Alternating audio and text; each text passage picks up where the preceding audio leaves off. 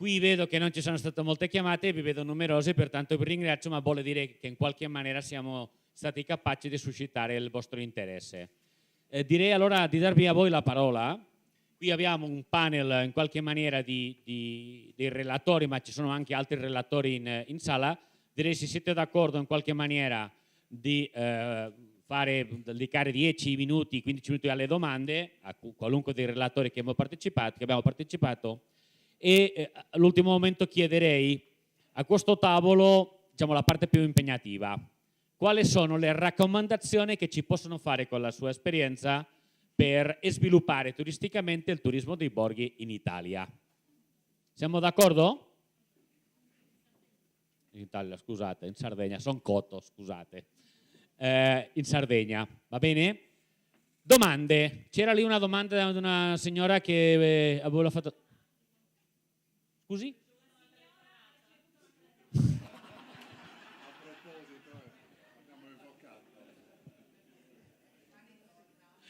Sì? Bene, altre domande di qualcuno che non sia ancora riuscito a far rispondere alla telefonata? Prego.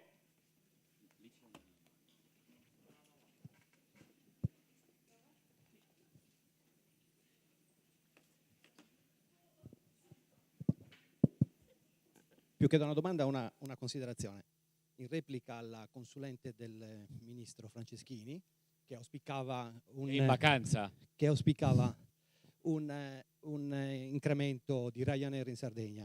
Allora io voglio dire questo: per noi il fenomeno low cost aereo è il benvenuto, ci mancherebbe altro, ma come integrazione al trasporto aereo tradizionale.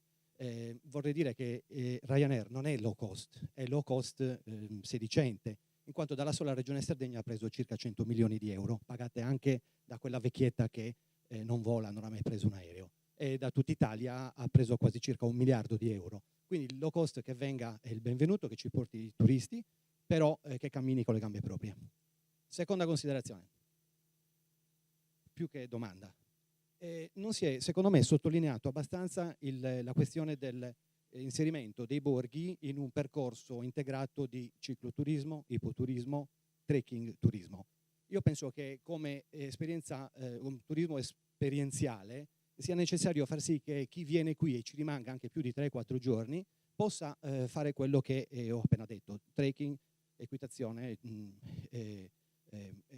sicuramente cicloturismo. Però la Regione Sardegna, che è presente, è in ritardo di molti anni, di almeno un trentennio secondo me, nella predisposizione di queste infrastrutture, tanto anticipate quanto non eseguite. Fior di finanziamenti europei sono disponibili, ma finora abbiamo sentito soltanto annunci. Penso che tutti i 60 borghi e quegli altri che vorrebbero partecipare a questo ricchissimo business, che penso che sia straordinario, dovrebbero sollecitare appunto la Regione Sardegna a far sì che questo gap, il ritardo di 40 anni, venga colmato. Grazie. Grazie. Altra domanda? È tornata? Oh, per carità, sapevo che era lei. Prego, la domanda. Ecco. Allora, innanzitutto vi ringrazio, perché io esprimo veramente l'autenticità. Non dovrei essere neanche qua, da quanto sono piccola, perché questi interventi così mi emozionano e in genere li faccio a pagamento. Quindi questa è una cosa importante, ok? Ero molto, molto curiosa di sapere 2 domande specifiche all'assessore, non mi ricordo il nome. Mimma Stanno, penso. Sì, che prima ho incontrato anche al caffè, sì. E riguardo, allora io sto intervenendo come Cagliari Charming Accommodation, un'associazione di piccole, diciamo, strutture che lavorano sotto forma di albergo diffuso, tipo, nel senso che sono tanti bed and breakfast, case vacanza, ristoranti, locande, alberghi, perché noi lavoriamo anche con gli alberghi, ci passiamo i clienti, e di conseguenza il nostro più grande problema è proprio il denaro, autofinanziarci. Non partecipiamo a finanziamenti agevolati per scelta in questo momento e ci autofinanziamo. Per cui l'idea del project financing è una cosa stupenda. Mi chiedo, uno, ok, in che termini percentuali ok? Partecipa l'ente privato rispetto a quello pubblico? Questa, in sostanza è questa la domanda. E poi la curiosità è: chi ha iniziato a corteggiare l'altro? Questa è una curiosità, si può anche non rispondere. Grazie. Allora, le iniziative degli operatori, dei titolari di B&B, è una iniziativa totalmente privata. La partecipazione del comune è stata soltanto nell'organizzazione del progetto, quindi nella redazione del piano, così come tutti i piani che vengono effettuati in un comune, tipo il piano del commercio, il piano della mobilità sostenibile o altri piani. Quindi il costo del piano, della redazione, il costo della costruzione del portale e della gestione per un anno del portale. Dall'anno prossimo dovrebbe essere trasferita a una DMO nella quale entreranno tutti gli operatori e quindi il costo verrà scaricato su tutti i partecipanti. Sì, sì. Al momento non è autofinanziato, però il costo è molto molto basso, è un costo proprio residuale, tipo questa lettera di invito che stiamo mandando, il costo è stato solo del grafico che ha costruito, ha impaginato la lettera, poi tutto il resto viaggia via web e quindi non ha un costo particolare. Noi per un booking online abbiamo avuto un preventivo di 13.000 euro, non è che sono costi proprio bassissimi, No, ce la siamo fatti fare prendendo Eolie, insomma dei casi pratici che già succedono e che sono finanziati dal pubblico. Allora il test Quindi che abbiamo i costi che ci sono dietro non sono bassi, soprattutto se poi c'è anche la formazione, che è un elemento indispensabile. Non si paga. Il costo del booking che noi abbiamo testato è di circa 200, sui 200 euro al mese. Quindi io non so esattamente quale canale ha utilizzato il nostro informatico, però siamo su queste cifre. Vi dirò di più, la difficoltà oggi di attivare il booking è di carattere amministrativo, nel senso che il nostro tesoriere ha difficoltà ad acquisire una carta di credito, una carta prepagata, perché il costo dell'abbonamento, del booking, si fa solo tramite web, quindi è una difficoltà così, insomma, di questi tempi ridicola, che purtroppo ci ha bloccato per qualche mese. Grazie. Grazie. Prego. Grazie. Sono tedesco, ma vivo qua per un bel po' dell'anno e mi sento un po' sardo, devo dirlo prima. L'altra informazione, sono giornalista e esperto della comunicazione già da tantissimi anni. Ho imparato oggi, tutto molto interessante devo dire, che i borghi sono davvero una risorsa. Si può venderli, diciamo tra virgolette. Una cosa per me non è chiaro fino adesso, come è il rapporto tra la Sardegna, l'immagine della Sardegna, diciamo il prodotto Sardegna e il borgo. Si può vendere il borgo, ma il borgo forse si vende come quello della Toscana o della Puglia, ma quella dialettica, quella contraddizione, ma anche quell'insieme tra il marchio, il prodotto Sardegna e il borgo, per me non è tanto chiaro, così forse c'è anche una riflessione. Grazie. Chi vuole rispondere di voi? Prego, Teresa. Allo stato attuale io ritengo che non ci sia nessuna forma di contraddizione, nel senso che esistono borghi bandiera arancione, esistono borghi autentici, hanno un loro disciplinare e un loro organismo che rilascia questa tipologia. A mio parere si creerà al momento, per quello che mi risulta, la rete dei borghi caratteristici della Sardegna e l'atto di giunta potrà prevedere, perché così dice la legge, che ci siano forme di, non posso dire di equiparazione, ma comunque di collegamento, e quindi solo in quel momento noi potremo dire ok, questa tipologia di borgo può entrare a far parte, ma al momento tutti vivono, ma non credo che la cosa possa creare dei problemi. Potremmo anche io vedo anche una perfetta convivenza di borghi bandiere arancioni e borghi caratteristici della Sardegna. Ne approfitto invece per un chiarimento prima per quanto riguardava i borghi marinari. Ora, quello che è stato detto corrisponde al vero, in questo senso. La Regione Sardegna, sulla base della legge del 2001, 135 del 2001, ha ottenuto diversi, finanziamenti a livello del Ministero per progetti interregionali. Sono progetti realizzati dalla Regione Sardegna con altre regioni. Nel corso di questi anni sono stati realizzati moltissimi progetti e io faccio riferimento soprattutto, perché qua stiamo parlando di borghi marinari, a questi progetti: Mare Miniere di Mare, anno 2003, Mare Miniere di Mare, anno 2004, anno 2005, 2007, L'isola che non c'è e Approdi di Ulisse. Erano progetti realizzati con altre regioni d'Italia che coinvolgevano comuni costieri. Quindi non si può dire che esista un organismo che può rilasciare la certificazione di borgo marinaro, però i comuni che hanno partecipato a questi progetti ovviamente possono fregiarsi di quel titolo.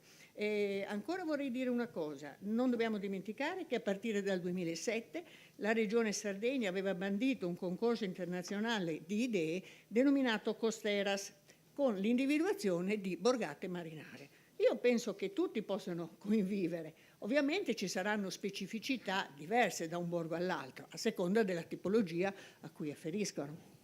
Grazie, dottoressa. Sì, posso aggiungere solo una considerazione a quanto diceva, perché ha toccato un punto che è fondamentale, secondo me, il giornalista amico tedesco. Borgo dei borghi, ne abbiamo accennato prima, ci fa una grande pubblicità, Kilimangiaro, la RAI è media partner dei Borghi Mobili d'Italia. Ogni volta che dobbiamo individuare un borgo che deve partecipare dalla Sardegna, ci chiedono purché ci sia il mare. Quindi i borghi che hanno partecipato sono stati Bosa, che fa parte naturalmente dei Borghi Mobili d'Italia, Castelsardo, Carloforte, Posada. Poi abbiamo finito i borghi sul mare, perché gli altri due Borghi Mobili d'Italia non hanno il mare, quindi siamo dovuti andare a cercare altri borghi che avessero la loro approvazione. Quindi abbiamo fatto partecipare Maddalena, Stintino, adesso l'anno prossimo deciderò chi far partecipare, ma sempre associato al concetto Sardegna-mare.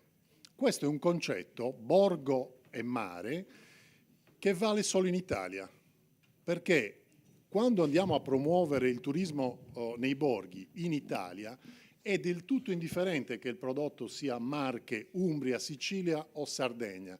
Si chiede servizi di qualità, si chiede servizi di eccellenza, sia in termini di ricettività, sia in termini di ristorazione, sia in termini di servizi culturali, sia in termini di innovazione di servizi.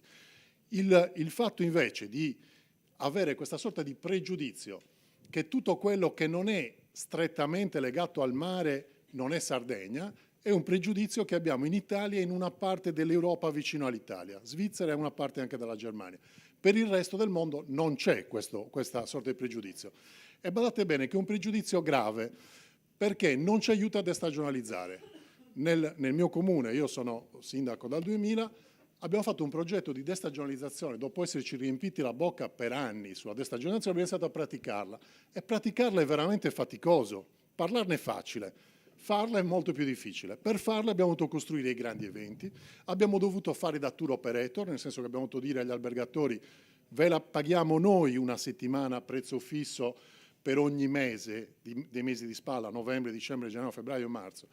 Oggi abbiamo tutti gli alberghi aperti al 1° aprile nella nostra città, tranne uno che apre tra 15 giorni, compresi i villaggi.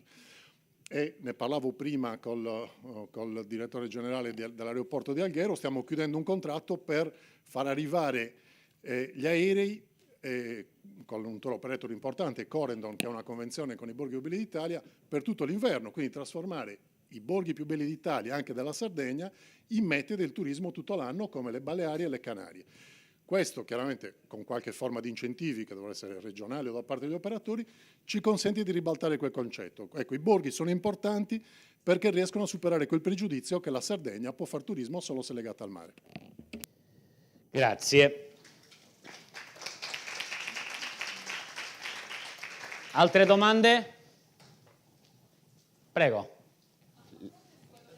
Aspetta un secondo. Ribalgelato.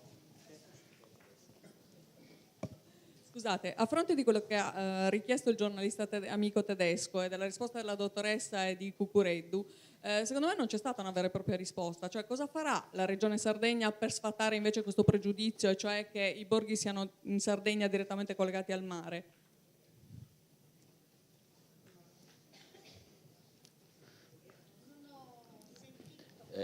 Cosa farà la Regione? Prendendo spunto da quello che ha detto il sindaco, qual è la idea, la strategia della Regione Sardegna per sfatare il pregiudizio di che la Sardegna è tutto mare? Ho capito benissimo. Allora, io sono il dirigente del servizio gestione offerta del territorio. La sua domanda è una domanda squisitamente da rivolgere al politico, è una scelta politica, non è una scelta che posso neppure sapere, ma penso che arriverà ad una soluzione. Comunque, secondo me, non è questo il problema. Cucureddu ha detto di sì, il problema c'è, se ci chiedono al Borgo dei Borghi di trovarne uno necessariamente vicino al mare, vuol dire che il resto della Sardegna è invisibile. Vuole la risposta lei? Bandiera arancione, ad esempio. Chiedo scusa, io penso che, non voglio fare la parte dell'amministratore regionale, però voglio fare quella del funzionario che legge le norme. Intanto la Regione ha fatto uno sforzo normativo importante con l'ultima legge che disciplina il nostro comparto turistico. È una legge che non ha ancora un anno. In questa legge, tra l'altro, vediamo specificate varie modalità, e vari turismi che non comparivano, impортati normativi precedenti alla legge regionale 16 del 2017. E le faccio un esempio. Ad esempio il turismo accessibile, quindi cosa fa la Regione Sardegna per sfatare il mito mare e spiaggia Sardegna? Fa tanti progetti innanzitutto, il nostro servizio è uno di quei servizi dell'assessorato del turismo che si occupa di fare progetti che tentano il difficile lavoro che ci raccontava il dottor Cucureddu, che è quello di destagionalizzare, cioè occuparsi della Sardegna e collocarla anche nell'immaginario collettivo all'estero in un periodo che va da ottobre ad aprile è un lavoro assolutamente duro. Noi stiamo lavorando da anni, la Regione ci lavora da anni, finalmente per esempio, sempre tornando alla nuova norma regionale, abbiamo l'individuazione di varie modalità con cui realizzare turismo in Sardegna. Il turismo accessibile, che è quel turismo che riguarda tutte le disabilità, è per esempio un progetto che noi vediamo realizzato il prossimo fine settimana, quindi siamo ad aprile, lo vediamo realizzato con una serie di appuntamenti che sono partiti da Milis e che attraverseranno un itinerario che non sarà più mare, ma sarà i giardini storici della Sardegna, dove stiamo realizzando 2 tavoli di facilitazione che riguarderanno ad esempio gli stakeholder del terzo settore e le imprese che gravitano intorno ai contesti intendo dire ai siti giardini storici di Sardegna, che hanno formato una rete e che quindi offriranno un'offerta molto specializzata, molto sensibile e che prima in realtà non esisteva neanche nelle nostre norme regionali. Esisteva come portato, magari come domanda di mercato, ma finalmente la Regione Sardegna, ripeto, con una legge che non ha neanche un anno, si dota di strumenti che prima non esistevano. Lavoriamo molto a sfatare l'idea di Sardegna mare, Sardegna sole. Borghi è anche un processo in evoluzione. Lo stesso contesto di lavoro in cui siamo da oggi riuniti, insomma, è un contesto evolutivo. Quindi stiamo ragionando di collocare un'idea nuova di Sardegna e probabilmente avremo bisogno anche dei medium culturali, perché affrontare il mercato tedesco significherà avere a che fare con con un rapporto culturale che ha a che fare con i tedeschi, con gli svizzeri e quindi sfatare molti pregiudizi che esistono sulla Sardegna. Non è un lavoro facile, ve lo posso garantire. Grazie. Cristina Galgano voleva aggiungere qualcosa?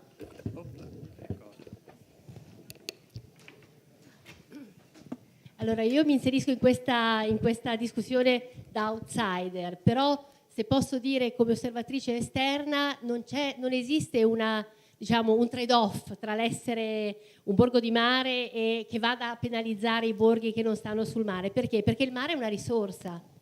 Tutti quei turisti che arrivano oggi trainati dal mare, a tutti si può comunicare il fatto, perché sono già lì, che esistono dei borghi all'interno dell'entroterra sardo. Quindi il mare può diventare un fattore di attrazione, un po' come in vetrina io metto un prodotto che però fa sì che io entro e ne compro tanti altri. Quindi il mettere in contrapposizione il fatto che la Sardegna sia percepita solo come un elemento legato al mare sicuramente non è, a mio parere, una buona modalità di vederla. È molto più difficile per un borgo che sta sperduto in una prateria francese riuscire a attirare qualcuno rispetto a qualcuno che è già lì e al quale magari si può raccontare l'esistenza di questi borghi e magari nel viaggio successivo o al vicino a cui racconterà della propria esperienza fare questa presenza di turisti già attirati dalla bellezza delle vostre coste e fare in modo che questo diventi poi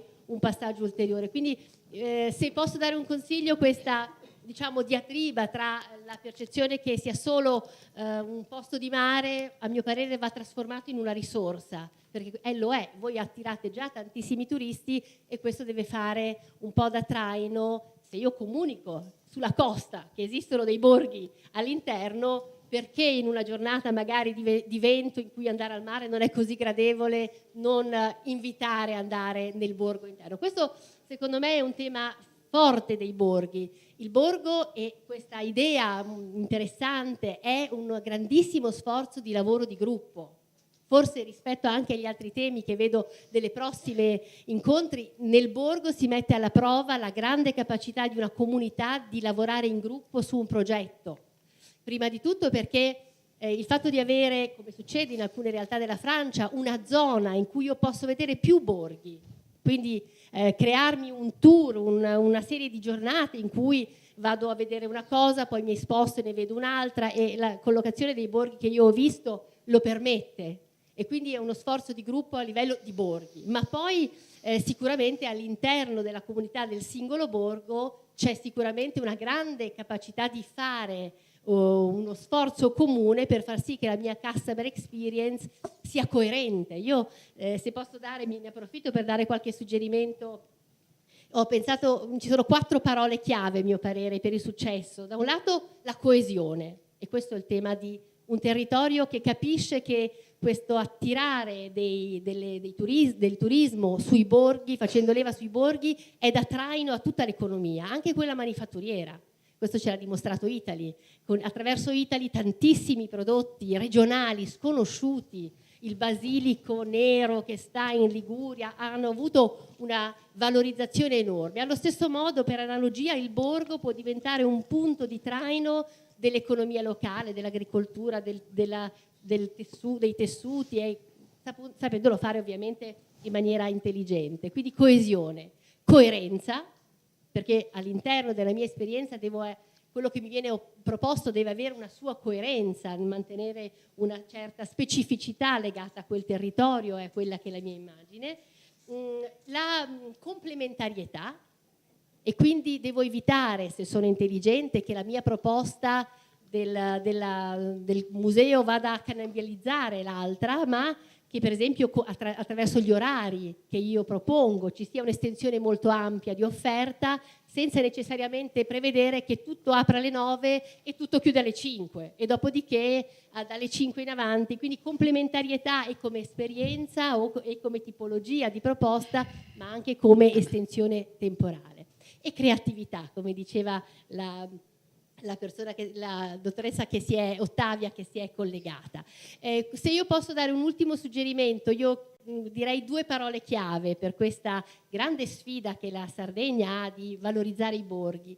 La prima è l'umiltà per ascoltare il cliente, non dare per scontato. A me ha colpito molto la ricottina, il telaio, non è detto che siano sufficienti. L'umiltà è capire che la concorrenza è molta e molti sono gli ingegnosi che anche copiano, creandosi una ricottina magari del centro della Cina e decidendo che quella è comunque un fatto. Quindi la concorrenza di, per esempio, operatori che hanno molta fame di business fa sì che io devo essere umile nel capire che non posso bearmi o sedere sugli allori delle mie aspetti storici.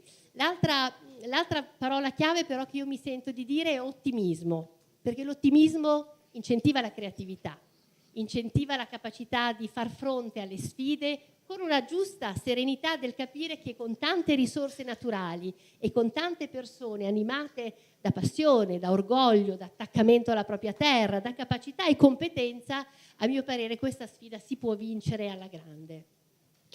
Grazie Cristina. Aggiungo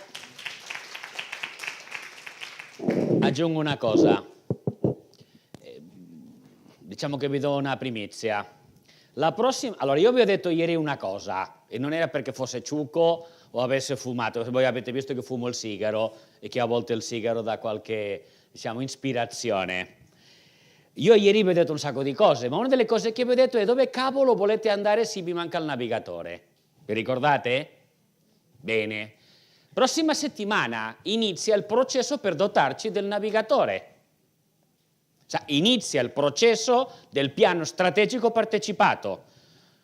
Mercoledì si presenta il processo a Cagliari, giovedì a Olbia, venerdì a Talghero. Allora, per risponderla alla sua domanda, quello che in qualche maniera dovrà fare la regione dovrà uscire di lì, ma dovete essere voi a dirlo. E c'è una cosa che voi dovete cominciare a capire: crescere nel turismo non è un problema della regione, è un problema dell'intero sistema. Ognuno si assuma la sua responsabilità. Ok? Prego. Aspetta, signorino, prego. No, credo che insomma una verità vada raccontata, voglio dire, tante persone presenti. Cioè, la Regione Sardegna è già dal 2011 che si è mossa a favore, voglio dire, per creare una rete di borghi in Sardegna. Franco Cuccureddu ricorderà bene, perché è uno dei protagonisti, nella finanziaria del 2011, voglio dire, la Regione Sardegna ha destinato una percentuale importante del fondo unico ai 16 comuni allora borghi autentici e ai 4-5 comuni borghi d'Italia. I borghi autentici, che ho l'onore in questa sede di rappresentare, voglio dire, assieme ad altri colleghi, attraverso quel finanziamento ha fatto nascere 12 comunità ospitali che sono state presentate il progetto Sardegna Autentica, la vendita online con 68 produttori e tante altre iniziative. La legge regionale sul turismo, voglio dire che ho in qualche modo anche dato qualche suggerimento a nome dei borghi autentici al Presidente della Commissione, al Vicepresidente, l'ex assessore Luigi Crisponi, ha previsto proprio un articolo in cui si parla di rete regionale dei borghi autentici. So che la Giunta regionale a giorni approverà le linee guida per istituire in Sardegna finalmente il registro dei borghi caratteristici della Sardegna. Borghi caratteristici perché ovviamente, voglio dire, essendoci diverse associazioni a carattere nazionale, potranno entrare a far parte di questa rete anche comuni che hanno deciso di non aderire da nessuna parte. La Regione Sardegna, io credo che si sia mossa, forse in Italia, forse è la prima regione che ha iniziato ad investire sui borghi. È la prima regione. Io non voglio dire all'amico Gianfilippo, voglio dire, che ci ha rappresentato a carattere nazionale citando la legge regionale sulla Puglia. No, quella è una scatola vuota, perché la 44 ad oggi non ha dato un minimo di risorse, voglio dire, ai comuni, borghi più belli e borghi autentici della Puglia. In Sardegna, a breve, credo la Giunta regionale ha già deliberato nell'autunno scorso un finanziamento di 1.400.000 euro, di 1.100.000 euro, E credo che, voglio dire, una parte di queste risorse andranno ancora una volta a, voglio dire, a favorire politiche per far crescere e maturare una vera, voglio dire, rete di borghi in Sardegna. Di borghi, voglio dire, che dovranno in qualche modo alcuni consolidare le azioni, come voglio dire quelli dei borghi più belli d'Italia, che hanno una loro particolarità, una loro bellezza, che noi per alcuni aspetti invidiamo, ma che ad esempio ci sono comuni che voglio dire che nulla hanno da invidiare, tanti altri ovviamente sì, e che voglio dire, questa è una regione Sardegna che a mio avviso già diversi anni che sta promuovendo delle politiche attive a favore dei borghi. Forse siamo la prima regione in Italia ad aver promosso politiche per favorire la nascita e lo sviluppo, soprattutto voglio dire in alcune realtà dell'interno della Sardegna. Bene, grazie. Signorina, lei voleva fare la domanda?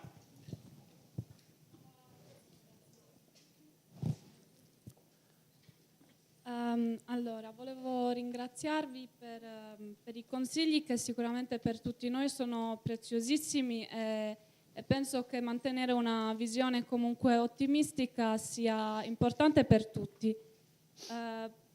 Però mi chiedo se noi effettivamente siamo già pronti per accogliere nuovi grandi flussi turistici, magari seguendo appunto i consigli sui contenuti, sulla visibilità. Se adesso arrivano tutti gli olandesi, francesi e tedeschi e magari turisti internazionali sempre di più, penso che più persone arrivano, più difficile sia poi anche rimanere autentici e preservare le risorse che noi abbiamo, che sono preziosissime e ancora incontaminate. Quindi la domanda che io faccio è come possiamo garantire la sostenibilità del turismo dei borghi in Sardegna? Tu rispondi, Renato? Sì, provo a fare qualche considerazione. Probabilmente un po' mi ricollega a quanto si diceva prima, cioè la risposta probabilmente va data anche a questo percorso progettuale che la Regione Sardegna sta facendo con la GEASA, con l'aeroporto di Olbia. Se noi andiamo a vedere bene i temi che abbiamo qui alle spalle, sono temi che probabilmente che sul balneare hanno ben poco in termini di contenuti. E se si ritorna anche a un passaggio che è stato fatto stamattina, se non sbaglio, dalla Tirelli, ha fatto un'affermazione credo molto importante.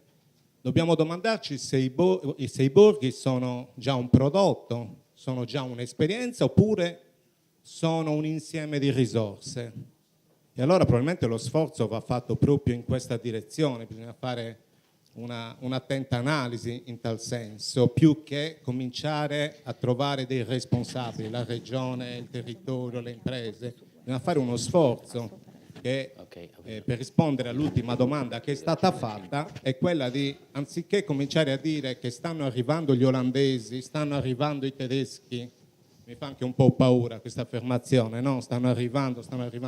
Cioè, forse bisogna cominciare anche a riportare il ragionamento così come lo ha posto Jacques in queste 2 giornate, che siamo noi, impresa, istituzione, che dobbiamo cominciare a capire quali segmenti di mercato ci interessano. Bisogna riportare il ragionamento in questa direzione, l'orientamento deve essere al mercato e al marketing. Ritorno al ragionamento che ho fatto all'inizio. Parlare di enogastronomia, parlare di turismo culturale e archeologico, parlare di cammini. Cioè, lo sforzo che sta facendo la Regione in questi ultimi anni su questi temi, in particolare su quest'ultimo, credo che sia un messaggio molto forte. Parlare di cammini oggi significa parlare prevalentemente di zone interne. Cito il caso di Galtellì. Nel 2012 Galtellì, oggi Borgo, è stato presentato con un primo forum un progetto importante, quello della potenziale sul turismo culturale e religioso. Un forum dove ha partecipato un po' tutta la Sardegna, oltre 200 comuni erano presenti, non che si parlasse per la prima volta di turismo religioso. Probabilmente in quell'occasione si è avuta la consapevolezza che il turismo religioso poteva diventare una grande risorsa. Da lì il percorso è stato fatto, un po' quello che si sta facendo adesso per i borghi. Il turismo religioso non era regolamentato, da lì la necessità di regolamentarlo, istituendo intanto un riconoscimento come giunta regionale del valore del turismo religioso e soprattutto l'istituzione di un registro dei cammini, un aspetto fondamentale. Può sembrare un percorso amministrativo, burocratico, non lo è. La prima preoccupazione che ci siamo posti come amministrazione regionale è portare in alto la qualità di questo potenziale prodotto, cominciando a definire parametri o comunque peculiarità che facessero di questa nuova opportunità un'offerta peculiare, riconoscibile. Lo abbiamo fatto definendo dei parametri. Perché? Dal giorno dopo che abbiamo presentato, diciamo così, il progetto sul turismo culturale e religioso, la paura era che da ogni parrocchia, da ogni comune arrivasse una proposta di cammino.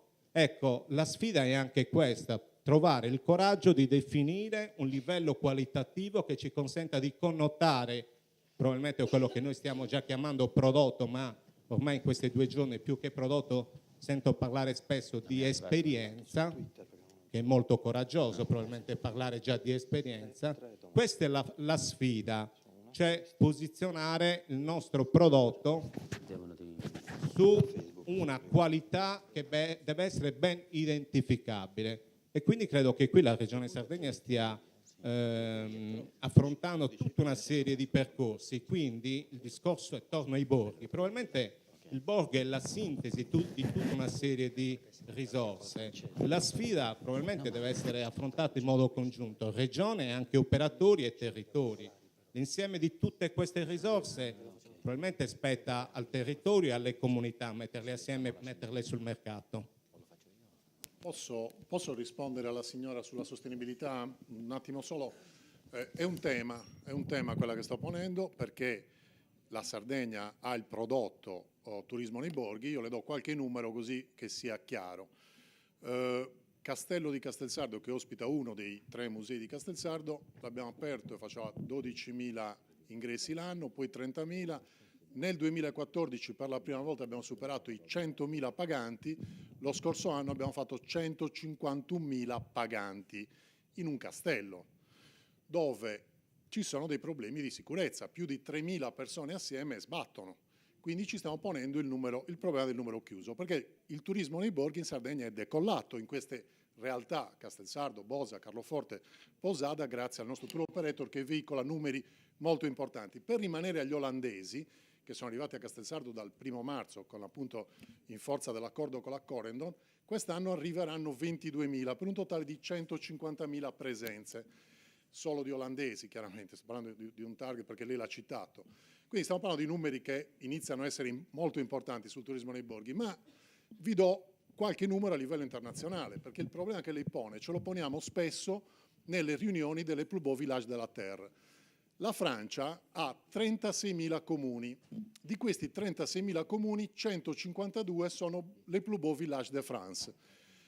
Tra questi borghi, quindi in Italia siamo 8.000 comuni, sono 280 borghi più belli d'Italia, più 200 e qualcosa bandiere arancioni, più 200, siamo già quasi il 10% dei comuni italiani hanno anche la qualifica di borgo. Lì no, sono molto più selettivi. 36.000 comuni, 150 borghi. Quindi c'è una concentrazione di turismo nei borghi. Les Baux de Provence, che è un paesino di 200 abitanti in Provenza, è un buco, fa 1,5 milioni di persone che ci entrano. Ma siccome non è costruito come Castelsardo sulla tracchite, ma sul tuffo, il semplice passaggio delle persone provoca un potenziale, anzi un effettivo depauperamento della risorsa. E allora, uno dei grandi temi sui quali oggi si discute, perché i numeri ci sono, il prodotto c'è, anche il prodotto di Borghi Sardegna è un prodotto che tira molto, è quello di porre dei numeri chiusi, di iniziare a ragionare sui numeri e quindi sulla destagionalizzazione. I 2 temi grandi sono proprio questi: sostenibilità, quanti ne possono entrare, in che periodo possono entrare, e quindi non promuoviamo Castelsardo, Bosa ad agosto, a luglio, ma promuoviamola da novembre a marzo. Questo è l'accordo che stiamo facendo, lo dico anche a nome dell'assessore, visto che l'assessore Argiolas me lo scriveva poco fa per messaggino. chiudiamolo, evitiamo che vadano a Sharm el Sheikh, ma portiamoli qui in quel periodo lì, quindi gli incentivi ci saranno e c'è stata tutta la politica sulla destagionalizzazione fatta per gli aeroporti. Ma l'altro grande tema è borghi, quindi nella definizione che vi dicevo dalla Treccani, borghi fortificati, fortezze, nate per essere inaccessibili e inespugnabili, oggi si pone il problema della fruibilità. E quindi anche questo è un grande tema. Castelsardo noi proponiamo sempre soluzioni, ma è un grande tema delle università, delle facoltà di architettura, come non snaturare e quindi rendere accessibili, certo, portatori di handicap da noi difficilmente potranno arrivare al castello, ma come rendere accessibile un luogo senza snaturarlo che è nato per essere inespugnabile? È inespugnato, Castelsardo è anche l'unica città inespugnata nella storia della Sardegna. È un grande tema, quindi quello che lei ha posto è un tema che ci poniamo sempre nelle riunioni dell'Assemblea dei 2000 borghi più belli del mondo, ma ce lo poniamo per ora limitatamente a realtà che hanno dal 1 milione di visitatori in su. Castelsardo, che è uno dei borghi più importanti come numeri che turismo nei borghi, il nostro museo è visitato da 150.000, quindi ancora diciamo sino a 200.000, 210.000 non ci porremo il problema del numero chiuso, poi ce lo porremo senz'altro e smetteremo di far promozione soprattutto nel periodo che va da maggio a ottobre. Gli olandesi arriveranno sino a tutto novembre, mentre calcheremo molto l'azione di marketing nei mesi che vanno da fine novembre sino a tutto marzo. Grazie. Chiedo scusa, vorrei aggiungere una questione che non riguarda soltanto il numero chiuso dei borghi o di Castelsardo, ma è alle cronache che il problema della sostenibilità ormai interessi anche i siti naturalistici. Quest'estate noi abbiamo avuto, mi pare, 1 o 2 sindaci coraggiosi che hanno iniziato per esempio a chiudere le cale. Sto parlando in particolare del sindaco di Baunei che ha adottato degli atti amministrativi per cui alle cale, non ricordo esattamente il nome di quale cala, ha fatto già il numero chiuso. Quindi il problema del numero chiuso e della sostenibilità e di garantire la tutela delle risorse ambientali, che poi sono il nostro grande asset strategico, è un problema che stiamo ragionando, quindi non è un problema chiuso. Grazie.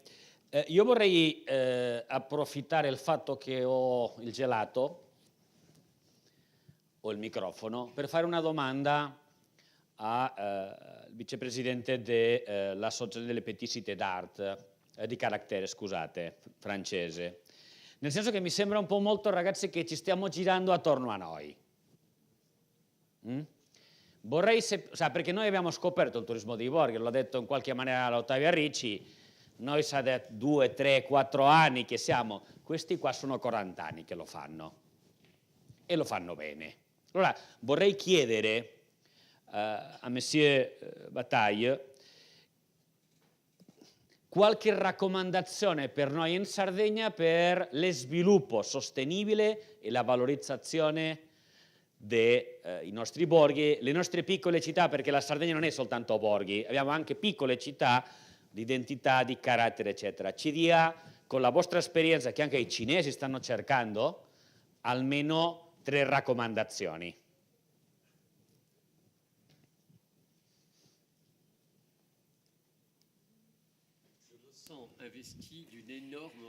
Mi sento ricoperto da un'enorme responsabilità.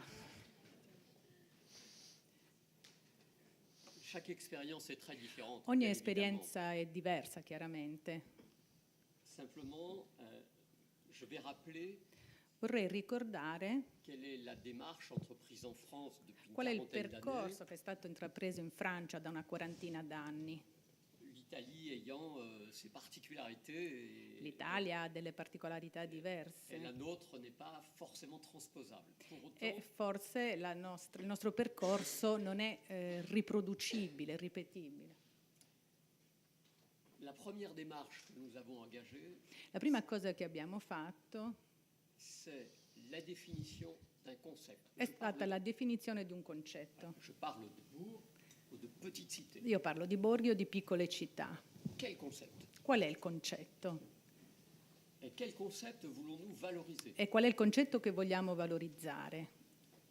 Et quel sera l'écho de ce concept près à la fois des habitants E quale sarà la conseguenza di questo concetto nei confronti degli abitanti? Parce que je l'ai dit ce matin et j'insiste là-dessus, c'est un concept qui se fait avec les habitants Perché è un concetto che si fa con gli abitanti, come ho già detto stamattina, et pour les habitants. e per gli abitanti. Et quelle sera la perception du concept par les visiteurs? E quale sarà la percezione del concetto da parte dei visitatori? Il faut une parfaite adéquation, homogénéité, comme on l'a dit, dans cette conception. È necessario che ci sia una perfetta omogeneità in questo concetto, in questa concezione. Sachant que, bien entendu, ce concept ayant commencé à émerger il y a 40 ans, Sapendo pouvoir évoluer. che è un concetto che è emerso una quarantina d'anni fa e che quindi deve evolvere. La deuxième question, c'est quelle stratégie nous mettons en place? La seconda domanda è quali sono le strategie che realizzeremo Et avec quels partenaires? e con quali partner. Vous savez, la France est un pays dont bien souvent nous, Français, nous nous plaignons de la suradministration. Sapete, in Francia spesso ci si lamenta dell'eccesso di amministrazione, Mais quelquefois c'est vertueux. però talvolta è qualcosa di virtuoso. Nous avons une politique de développement touristique qui se décline dans toutes les strates amministratives. Abbiamo una politica di sviluppo turistico che si declina a tutti i livelli amministrativi. L'État, Lo Stato, à travers le ministère de la Culture, du Tourisme et aussi des Affaires étrangères, attraverso il Ministero della Politica, del Turismo, ma anche degli affari esteri, puisque les Affaires étrangères ont également un intérêt sur le développement économique et l'exportation. perché gli affari esteri sono legati anche allo sviluppo economico e all'esportazione. Ensuite, cette politique se décline au niveau des régions, La politica si declina poi anche a livello regionale. puis des régions vers les départements, Dalle regioni andiamo verso i dipartimenti, des départements vers les communautés de communes, c'est-à-dire des groupes de communes, dai dipartimenti andiamo alle comunità di comuni, quindi dei gruppi di comuni. chaque collectivité, communauté de communes, département, région, ayant pour mission de valoriser ce qui la caractérise. E ogni entità ha come missione quella di valorizzare ciò che la caratterizza. Ceci dans une perspective de recherche d'efficacité de l'utilisation des financements publics. E tutto ciò in una ricerca di efficacia nell'utilizzo dei finanziamenti pubblici. J'ai entendu tout à l'heure que en Italie, mais je suis d'accord, la mer est un fort élément d'attractivité. Come ho sentito prima, in Italia, e sono d'accordo con questo, il mare è un fortissimo elemento di attrazione Qui doit pouvoir se décliner dans les communes rurales. che deve poter declinarsi anche nei comuni rurali. Alors c'est vrai que quelquefois nous sommes en plein milieu des plaines de France. È vero che anche noi ogni tanto ci troviamo nel bel mezzo della pianura francese. Pour la région qui me concerne, qui est la Champagne, Nella regione di mia competenza, la Champagne, nous avons considéré que le produit champagne, que tout le monde connaît, abbiamo considerato che il prodotto Champagne, che doit conosciamo être tutti, doit être la locomotive à partir de laquelle on va emmener tout le développement touristique. deve essere la locomotiva, l'elemento trainante dell'intero sviluppo turistico. Donc notre stratégie régionale se décline en considérant que le Champagne va être la clé. Quindi la nostra strategia regionale si declina sulla base del fatto che lo Champagne è la chiave.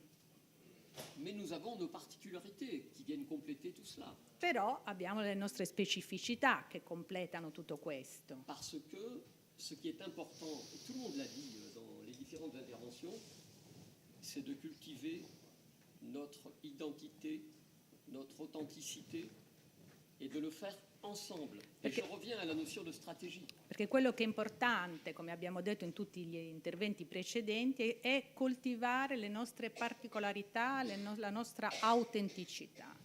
Donc si, pour compléter la réponse que vous m'avez demandé de faire, Quindi per completare la risposta alla domanda che lei mi ha posto, le concept, la stratégie, concetto, et le travail en strategia commun. e il Et lavoro le in travail en comune.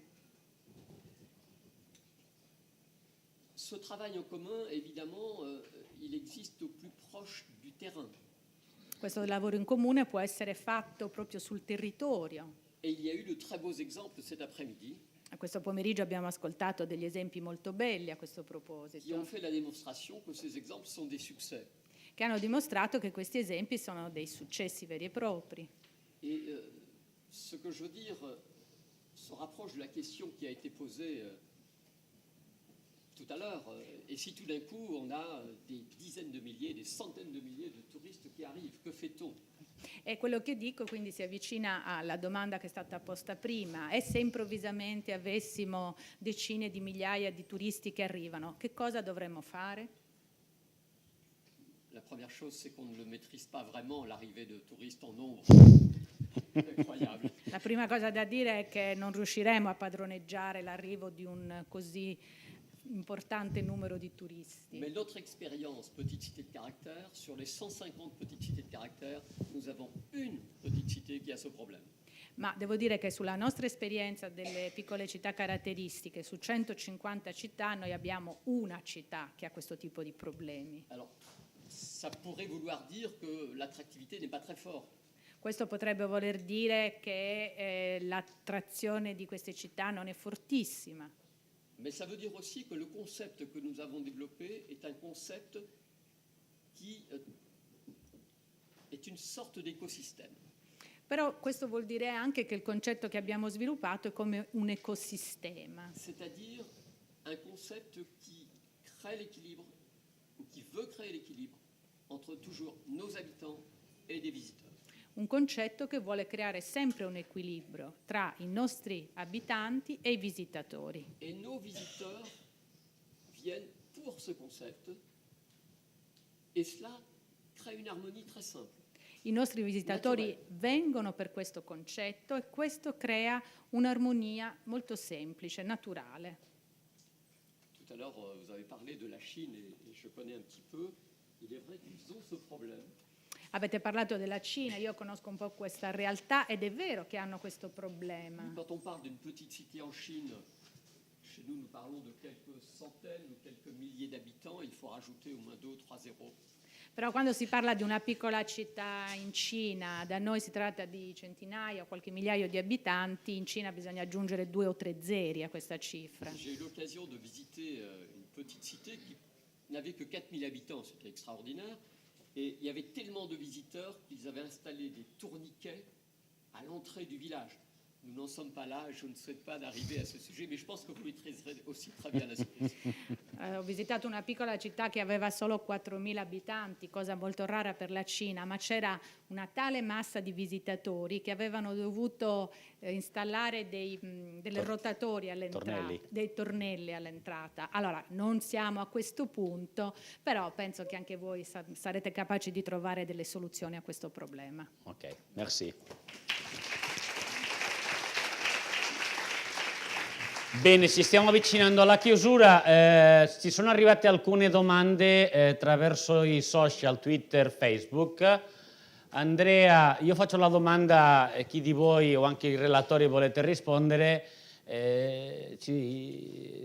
potete farlo sicuramente. Allora, troppo spesso siti archeologici presenti nei borghi caratteristici dell'isola e non solo sono aperti ai visitatori solo in giorni particolari dell'anno e più frequentemente nel periodo di alta stagione.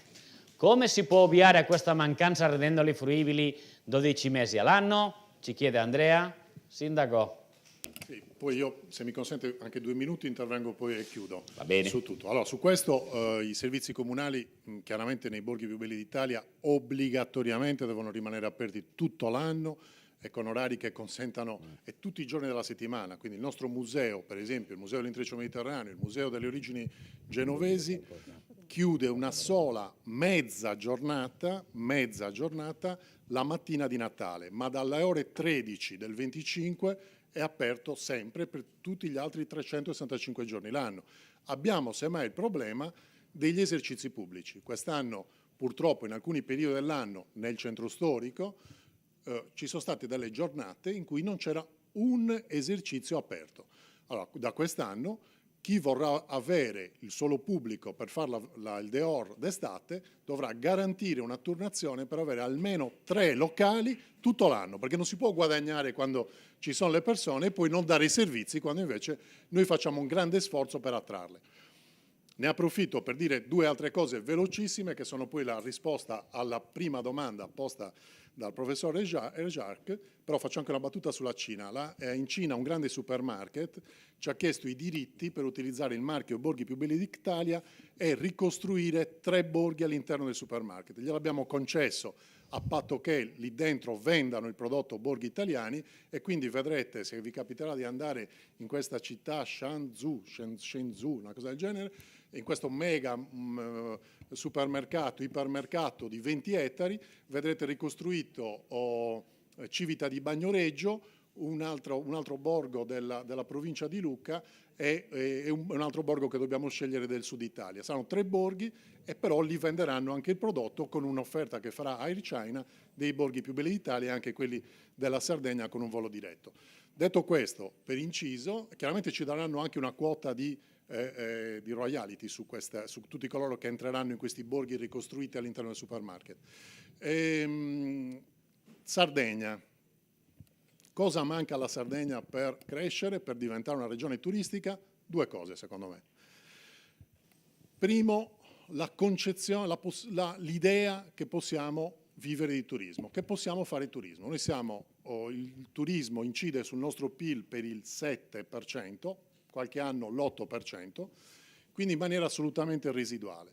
In tutti i segmenti che noi analizziamo abbiamo un solo primato mondiale, che è quello del turismo nautico. Siamo la regione al mondo che attrae più giga yacht, ma anche nel rapporto sviluppo costiero-porti siamo al 13° posto tra le regioni italiane. Qualcuno potrà dire, vabbè, siamo a centro classifica. No, perché 5 regioni non hanno il mare, quindi siamo penultimi, terzultimi, anche dove primeggiamo come domanda.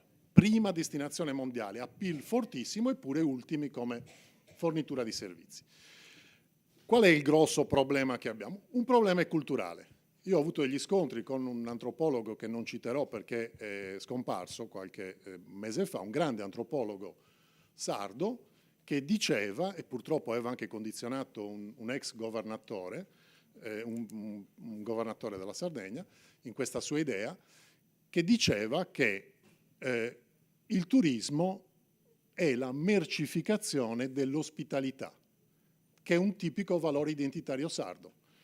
Quindi il turismo è un disvalore identitario, per cui noi dobbiamo offrire ma non vendere, se non vogliamo tradire il nostro valore. Quindi quando abbiamo a che fare con personaggi che hanno questa idea antropologica, che però influenza anche le scelte politiche, tassa sull'uso e tutto questo è derivato da questo, perché dobbiamo respingere, non accogliere, perché temiamo il confronto, perché nel confronto noi che ci riteniamo una cultura debole ed isolate, temiamo di snaturarci, quello che un po' si diceva nella domanda precedente. Quindi il primo ostacolo è di natura culturale.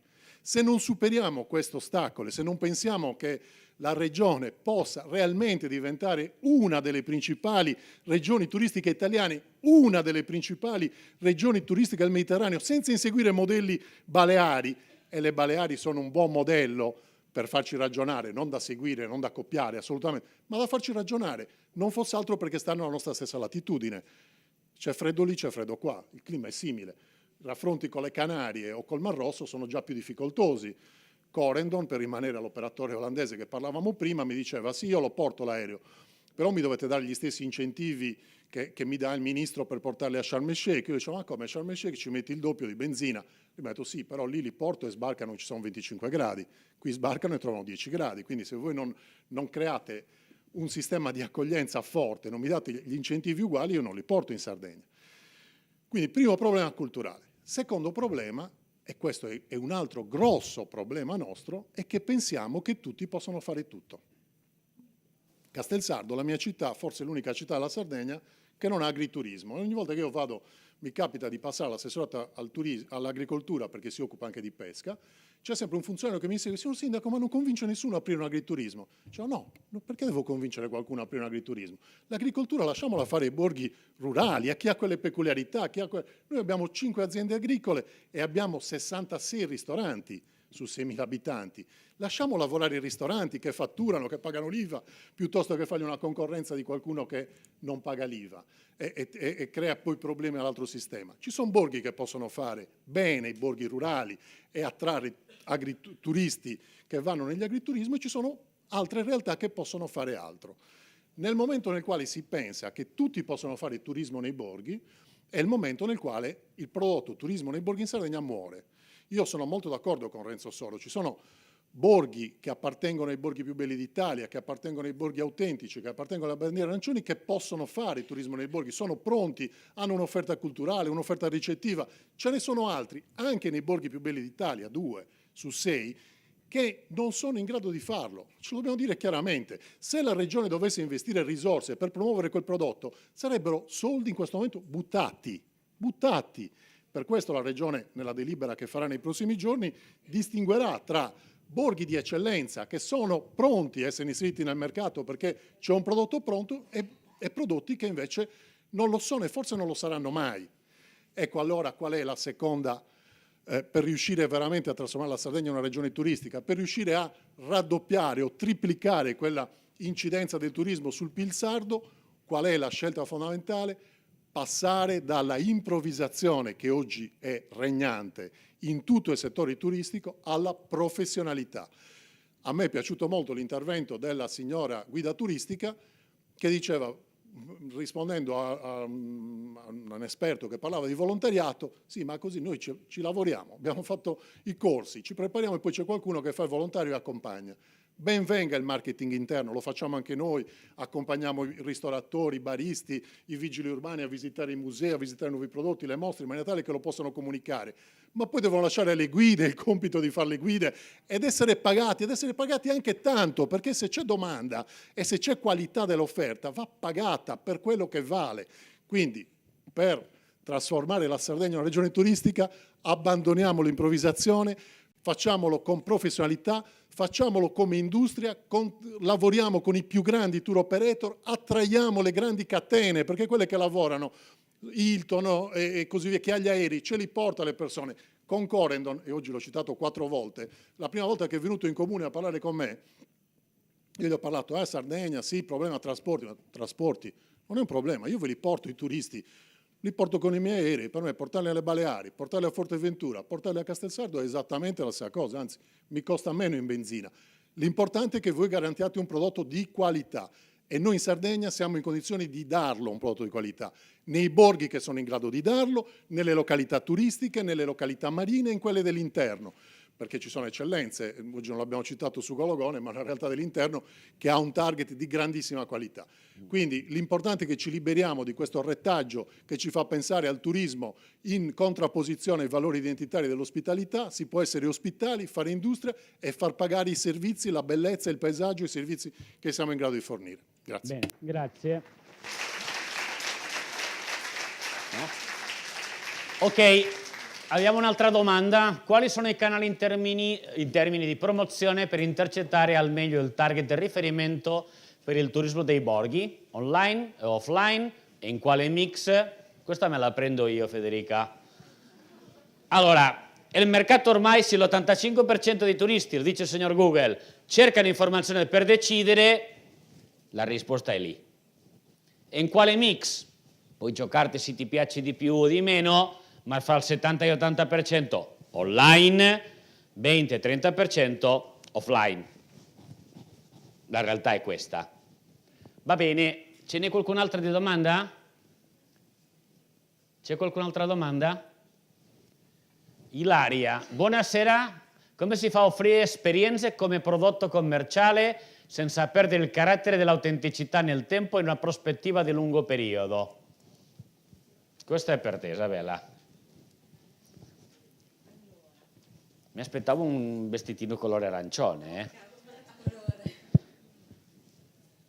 Allora, sicuramente la prima risposta sta nelle politiche locali, quindi innanzitutto le logiche di sviluppo della sostenibilità, le logiche anche di gestione dell'ambiente, quindi non dimentichiamo che l'impatto ambientale del turismo è sempre molto importante. Quindi, e ovviamente costruire il prodotto sull'esperienza autentica, cioè la risposta è l'autenticità stessa. Se creiamo una cosa finta che non è realmente radicata nel territorio e cerchiamo di vendere una cosa costruita ad hoc, alle gambe corte, ecco, mi sento di dire questo. Grazie Isabella. Tiziana Tirelli vuole fare un'altra domanda o un commento? Integra. Secondo me, Ilaria, la differenza è sostanziale, perché non c'è nulla di male a dire che in un paese, in un borgo si possono fare escursioni. Le escursioni sono dei servizi dignitosissimi, ok? Se però vogliamo parlare di esperienze, le esperienze, se le vogliamo ricondurre in un quadro di professionalità turistica, devono rispondere ai 5 elementi che Schmidt ha codificato oramai 20 anni fa, che sono: le esperienze sono quelle che rispondono a to act, to feel, to relate e così via, to feel. Quindi se vogliamo dare dignità alla parola esperienza, fermo restando che l'originalità, l'autenticità eccetera, diventa esperienza tutto ciò che può essere ricondotto in una delle categorie che sono state perfettamente codificate da chi ha inventato il turismo esperienziale. Ok, bene. C'è qualcun'altra domanda? Perché se no dobbiamo andare già a chiusura. Lì è il signore.